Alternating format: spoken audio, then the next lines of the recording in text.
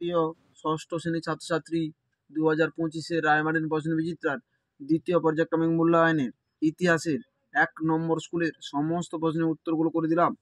1 নম্বর school, আদি বৈদিক যুগের ইতিহাস জানার একমাত্র উপাদান হলো ঋগ্বেদ।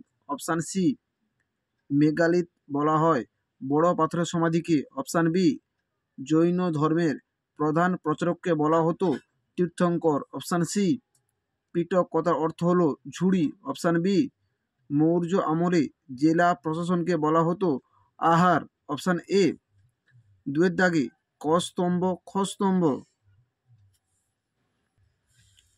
মচ ঝিম প্রতিপদা, গৌতম বুদ্ধ, গুপ্ত সম্রাট সমুদ্রগুপ্ত, কুষাণ সম্রাট কনিষ্ক, মৌর্য সম্রাট অশোক, নন্দ রাজা ধননন্দ। 3-এর দাগে ঋক বৈদিক যুগের প্রধান দেবতা কে ছিলেন? যুদ্ধের ও বৃষ্টির দেবতা ইন্দ্র। সকলোত্তর পদ্মনাথ কাকে বলা হতো? হর্ষবর্ধনকে। আলেকজান্ডারের সেনাপতির নাম কি? সিলিকাস নিকেটর। সিলিকাস নিকেটর। এলাহাবাদ প্রশস্তি কে রচনা করেন? হরিসেন। কুষাণ সাম্রাজ্যের প্রতিষ্ঠাকে? কুজল কথফিসেস। কুজল কথফিসেস। 4-এর দাগে ঠিক বা ভুল লেখো। বৌদ্ধ ধর্ম প্রচারের ভাষা ছিল সংস্কৃত, ভুল। পালি ভাষায় লেখা হয়েছিল বৌদ্ধ ধর্ম। ইন্ডিকা গ্রন্থের লেখক কে? মেগাস্তিনিস। জেন্দ আবেস্তার শ্রেষ্ঠ দেবতা ইন্দ্র, ভুল। অহুর। হস্যকার র। ব্রাহ্মণ ক্ষত্রিয় শূদ্র নৃপতি। নৃপতি নৃপতি কথার অর্থ হলো রাজা। অন্য 3টি চতুর্বর্ণের অঙ্গ। ব্রাহ্মণ ক্ষত্রিয় শূদ্র চতুর্বর্ণের অঙ্গ। নাসিক লেখো, মহাগড় লেখো, অর্থশাস্ত্র কারলে লেখো। 3টি সেরে লেখো। অর্থশাস্ত্র একটি গ্রন্থ। শিকারী সকারী বলা হতো দ্বিতীয় চন্দ্রগুপ্তকে। সকারী বলা হতো দ্বিতীয় চন্দ্রগুপ্তকে। 5-এর দাগে ত্রিরত্ন কি? 93 নম্বর পৃষ্ঠায় 41-এর দাগের প্রশ্নের উত্তরটি তোমরা দেখো। 42-এর দাগের প্রশ্নের উত্তরটি তোমাদের লিখতে হবে। জৈন ও বৌদ্ধ ধর্মের ত্রিরত্ন কি? এই প্রশ্নের উত্তরটি তোমাদের লিখতে হবে।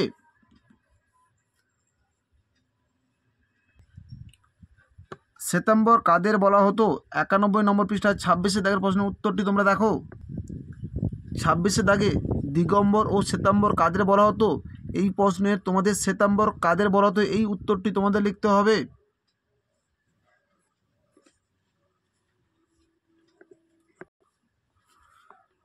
পঞ্চম মহাব্রত কি? 91 নম্বর পৃষ্ঠায় 24-এর দাগের প্রশ্নের উত্তরটি তোমাদের লিখতে হবে।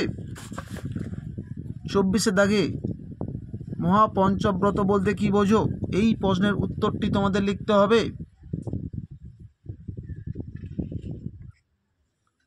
বৈদিক সমাজ কটি শ্রেণীতে বিভক্ত ছিল ও কি কি? 68 নম্বর পৃষ্ঠায় 40-এর দাগের প্রশ্নের উত্তরটি তোমরা দেখো। বৈদিক সমাজ 4টি ভাগে কেন ভাগ করা হয়েছিল তোমার মনে হয়? এই প্রশ্নের উত্তরটি তোমাদের লিখতে হবে। বৈদিক সমাজকে 4 ভাগে ভাগ করা হয়েছিল। ব্রাহ্মণ, ক্ষত্রিয়, বৈশ্য, শূদ্র। এই প্রশ্নের উত্তরটি তোমরা লিখবে।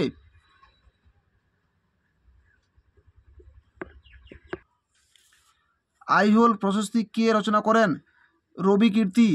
কোন রাজার প্রসঙ্গে এটি রচিত? দ্বিতীয় পুলকেশীর। আমাদের ভিডিওটি যদি তোমাদের ভালো লেগে থাকে তাহলে তোমরা লাইক করো, শেয়ার করো, কমেন্ট করো। চ্যানেলে নতুন হয়ে থাকলে চ্যানেলটিকে সাবস্ক্রাইব করো।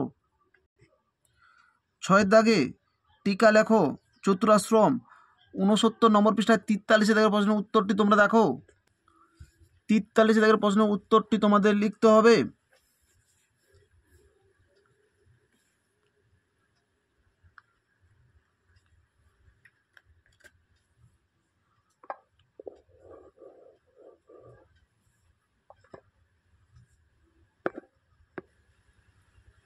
টিকা লেখো। ষোড়শ মহাজনপদ। 87 নম্বর পৃষ্ঠার 3-এর দাগের প্রশ্নের উত্তরটি তোমরা দেখো। ষোড়শ মহাজনপদ বলতে কি বোঝো? এই প্রশ্নের উত্তরটি তোমাদের লিখতে হবে।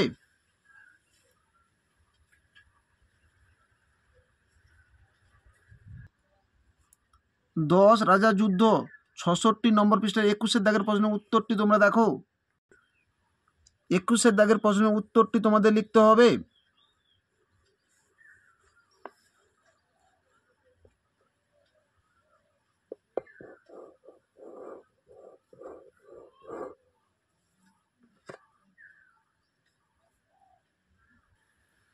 সাতের দাগে বৈদিক যুগের শিক্ষা ব্যবস্থা কেমন ছিল? এই প্রশ্নের উত্তরটি 152 নম্বর পৃষ্ঠায় একের দাগের প্রশ্নের উত্তরটি তোমরা লিখতে পারো, বা 71 নম্বর পৃষ্ঠায় 51 দাগের প্রশ্নের উত্তরটি তোমরা লিখতে পারো।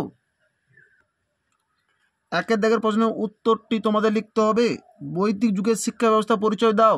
এই প্রশ্নের উত্তরটি তোমাদের লিখতে হবে। পয়েন্ট করে করে তোমরা খাতায় লিখবে।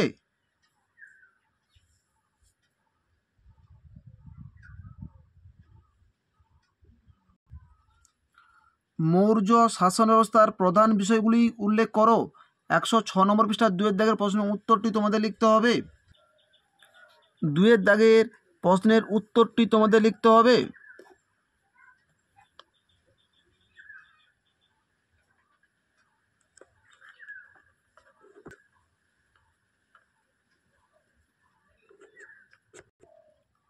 নব্য ধর্ম আন্দোলনের উদ্ভবের কারণগুলি কি কি? 85 নম্বর পৃষ্ঠার 5 দাগের প্রশ্নের উত্তরটি তোমরা দেখো। নব্য ধর্ম আন্দোলন বা প্রতিবাদী ধর্ম আন্দোলন গড়ে ওঠার কারণগুলি লেখো। এই প্রশ্নের উত্তরটি তোমাদের লিখতে হবে।